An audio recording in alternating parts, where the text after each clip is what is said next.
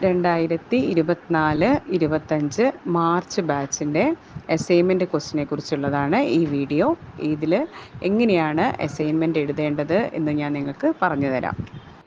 ഇതിൽ 5 അസൈൻമെൻറ്റ് ക്വസ്റ്റ്യൻസും ഒരു പ്രൊജക്റ്റ് ക്വസ്റ്റ്യനുമാണ് ഇതിൽ ഉൾപ്പെടുത്തിയിരിക്കുന്നത്.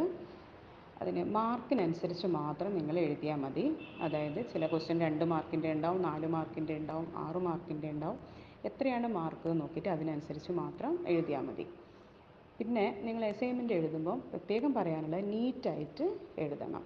അതുപോലെ ബ്ലൂ ഇങ്ക് കൊണ്ട് മാത്രമേ അസൈൻമെൻറ്റ് എഴുതിയാൽ മതി.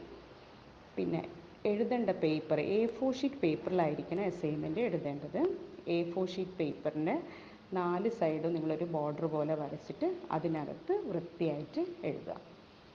അതുപോലെ ഓരോ സബ്ജക്റ്റിൻ്റെ അസൈൻമെൻറ്റും നിങ്ങൾ പ്രത്യേകമായിട്ട് പിൻ ചെയ്യണം. പിന്നെ ഓരോ ക്വസ്റ്റ്യൻ നമ്പറിനും 2 ഓപ്ഷൻസ് ഉണ്ടായിരിക്കും. അതിൽ ഏത് ഓപ്ഷൻ വേണമെങ്കിലും നിങ്ങൾക്ക് ആൻസർ ചെയ്യാവുന്നതാണ്. ഉദാഹരണമായിട്ട് ഒന്നാമത്തെ ക്വസ്റ്റ്യന് A, B എന്ന് പറഞ്ഞിട്ട് 2 ഓപ്ഷൻസ് ഉണ്ടായിരിക്കും.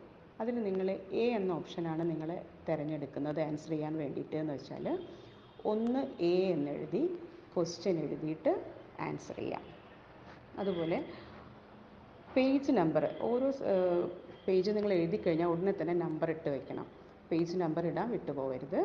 പിന്നെ അസൈൻമെൻറ്റിൻ്റെ ഫ്രണ്ട് പേജിൽ എഴുതേണ്ട കാര്യങ്ങൾ എന്തൊക്കെയാണെന്നുള്ളത് ഞാനൊരു ഈ വീഡിയോയുടെ താഴെ ഞാൻ നിങ്ങൾക്ക് ഇട്ട് തരുന്നതാണ്.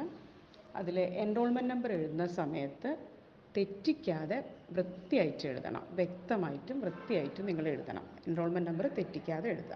അതുപോലെ നിങ്ങളുടെ പേര്, സബ്ജക്റ്റ് കോഡ്, സബ്ജക്റ്റ് നെയിം, ഇത്രയും കാര്യങ്ങളൊക്കെയാണ് അതിൽ എഴുതാനുണ്ടായിരിക്കുക.